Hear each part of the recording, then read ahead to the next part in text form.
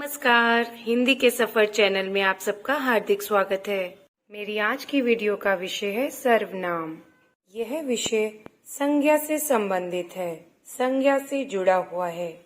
सबसे पहले हम समझेंगे इस शब्द के अर्थ को। शब्द है सर्वनाम। सर्व यानी कि सबका, नाम सबका नाम यानी कि सभी के नामों के स्थान पर प्रयोग होने वाले शब्द। अब हम सीखेंगे सर्वनाम की परिभाषा। जो शब्द संज्ञा शब्दों के स्थान पर प्रयोग किए जाते हैं वे सर्वनाम कहलाते हैं। कुछ वाक्यों के द्वारा मैं आपको सर्वनाम से अच्छे से परिचित कराऊंगी कि किस तरह से हम नाम वाले शब्दों के स्थान पर सर्वनाम शब्दों का प्रयोग करते हैं। पहला वाक्य है, विकास दिल्ली में रहता है, यानी कि यहाँ पर किसी लड़के विकास नाम के लड़के की बात की जा रही है। दूसरा, विकास के दोस्त का नाम अमित है। विकास के पिताजी एक डॉक्टर हैं। विकास की माताजी अध्यापिका हैं। अब आप सुनकर और देखकर समझ गए होंगे कि मैंने इन चारों वाक्यों में बार बार विकास शब्द का प्रयोग किया, जो कि सुनने में बहुत ही अटपटा लगता है। अगर हम किसी की भी बात करते हैं, किसी से भी बात करते हैं, तो बार बार उसका नाम लेकर उसे परिचित नहीं करते। अब मैं इन वाक्यों में लिखे विकास शब्द के स्थान पर सर्वनाम शब्दों का प्रयोग करूंगी। जैसे, उसके दोस्त का नाम अमित है।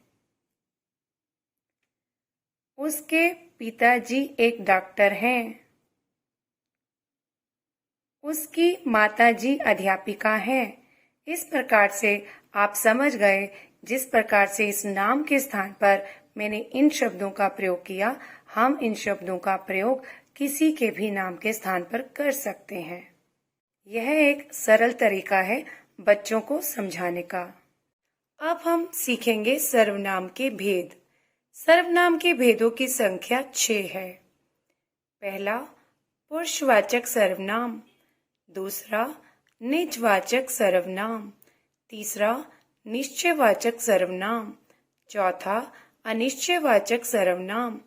पांचवा, प्रश्नवाचक सर्वनाम। और 6वां है संबंधवाचक सर्वनाम। इन भेदों के नामों से ही हम इन भेदों को अच्छे से पहचान सकते हैं, याद रख सकते हैं। अब हम बात करेंगे सर्वनाम के पहले भेद की, जिसका नाम है पुरुषवाचक सर्वनाम। पुरुष का अर्थ है व्यक्ति, जिसे आप इस छोटे से चित्र द्वारा भी याद रख सकते हैं। यानी कि ये वे सर्वनाम शब्द हैं जो हर व्यक्ति के लिए प्रयोग किए जाते हैं। इसकी परिभाषा है बोलने वाले, यानी कि जो बात कर रहा है। जैसे कि इस समय मैं बात कर रही हूँ, मैं वक्ता हूँ और मैं अपने लिए मैं शब्द का प्रयोग कर रही हूँ। सुनने वाले यानी कि श्रोता, जो बात सुन रहा है। जैसे कि आपके लिए मैंने आप शब्द का प्रयोग किया। तथा जिसके विषय में बात होती है, यानी कि कोई अन्य, यानी कि ना तो मैं ना तो आप, कोई अन्य जिसके बारे में हम बात कर रहे हैं। इन तीनों तरह के व्यक्तियों के लिए जिन शब्दों का प्रयोग किया जाता है उन्हें हम पुरुषवाचक सर्वनाम कहते हैं। वे शब्द पुरुषवाचक सर्वनाम कहलाते हैं। उदाहरण, मैं खेलने जा रहा हूँ। यह कोई व्यक्ति अपने लिए प्रयोग करेगा, मैं। तुम क्या कर रहे हो? ये शब्द हम किसी सामने खड़े व्यक्ति के लिए प्रयोग करते हैं। वह पढ़ रहा है।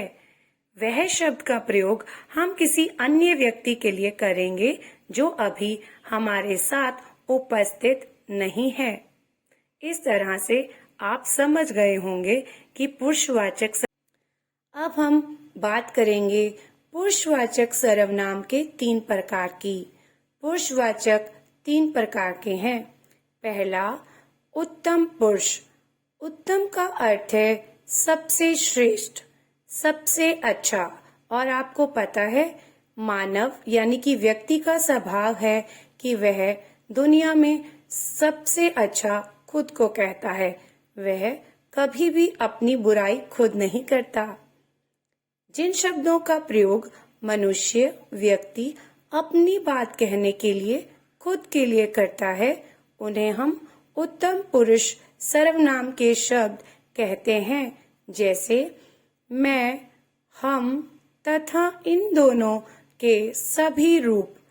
जैसे मेरा अपने लिए, मैंने अपने लिए, हमारा अपने, अपने से संबंधित एक से अधिक होने पर हमें आदि।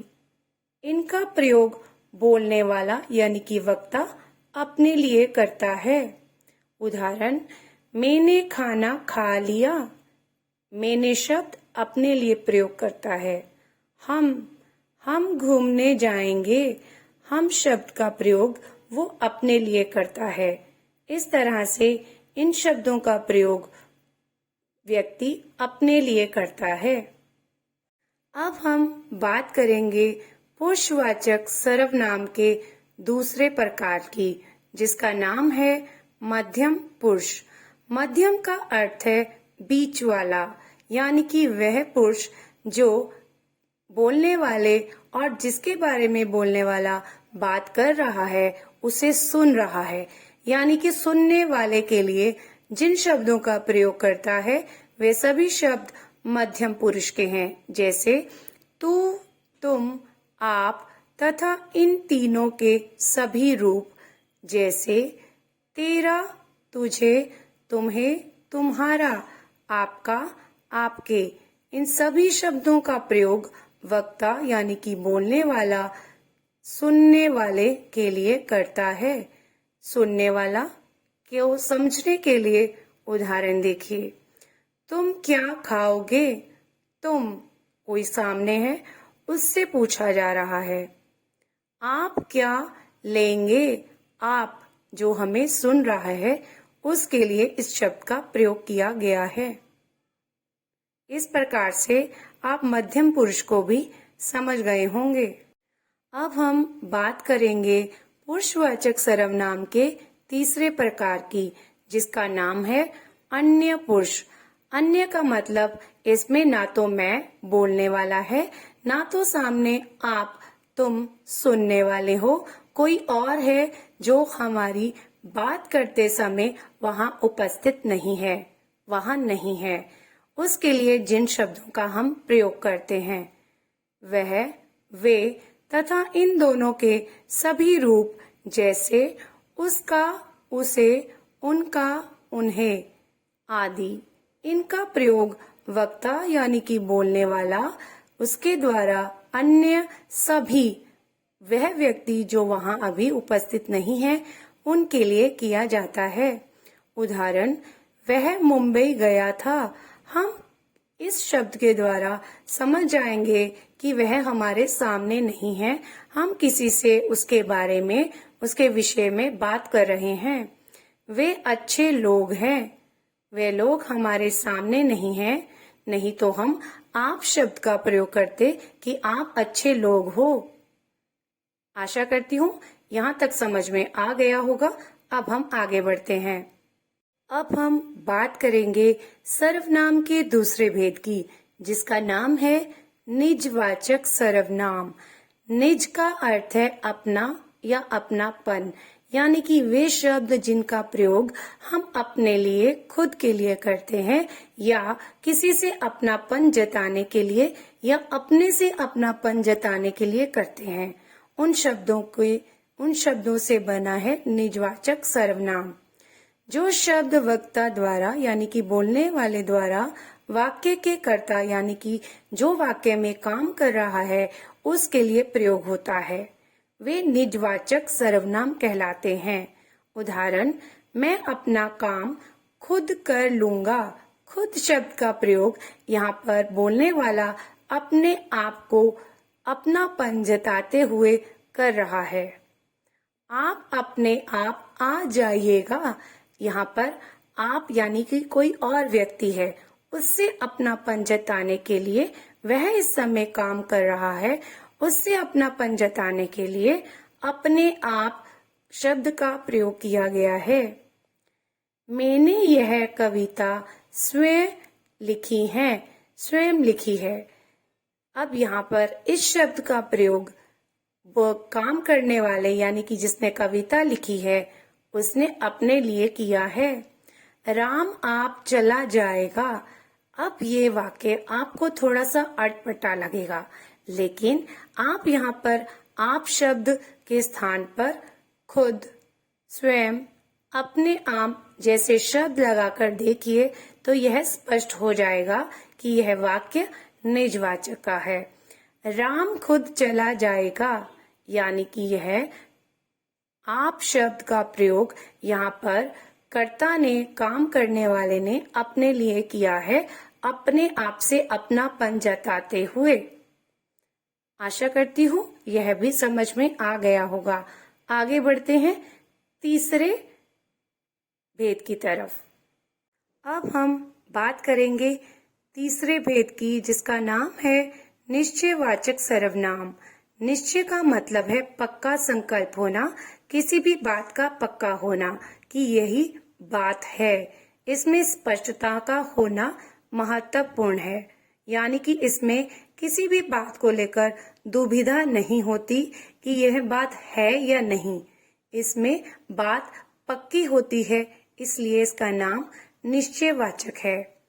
जो सर्वनाम किसी निश्चित व्यक्ति, वस्तु अथवा घटना की ओर स्पष्टता के साथ संकेत करें, संकेत यानी कि इशारा करे कि यह बात उन्हीं की है, उनके लिए जिन शब्दों का प्रयोग किया जाता है उन्हें निश्चयवाचक सर्वनाम कहते हैं। उदाहरण, यह किसकी है? कोई व्यक्ति पुस्तक की ओर इशारा करते हुए पूछ रहा है कि यह किसकी है, यानी कि उसी पुस्तक की बात कर रहा है। वे मेरी हैं। अब कोई बता रहा है कि वह नोटबुक जिसकी ओर वो इशारा कर रहा है वे मेरी हैं, यानी कि पक्का है कि उसी की हैं। माँ, इसी ने मेरी मदद की थी, यानी कि एक बच्ची माँ को बता रही है कि इसी ने, यानी कि उसी लड़की की ओर इशारा करते हुए बता रही है कि इसी ने मेरी मदद की थी, यानी कि यहाँ पर कोई भी दुविधा, अस्पष्टता नहीं है, निश्चित है। और निश्चयवाचक सर्वनाम में वे, वह, ये, यह शब्द आते हैं, या फिर संज्ञा शब्दों के साथ ही सर्वनाम शब्द भी वाक्य में आते हैं। उदाहरण सुनिए, वह लड़का अमीर है। वह शब्द सर्वनाम का है, लेकिन लड़का शब्द संज्ञा है, जातिवाचक संज्ञा। इस तरह से भी आप इसे याद रख सकते हैं और समझ सकते हैं। अब हम बात करेंगे अनिश्चयवाचक सर्वनाम की, जो कि पुरुष। अब हम बात करेंगे सर्वनाम के चौथे भेद की, जिसका नाम है अनिश्चयवाचक सर्वनाम, यानी कि अनिश्चय होना, यानी कि जिसमें कुछ भी पक्का ना पता हो।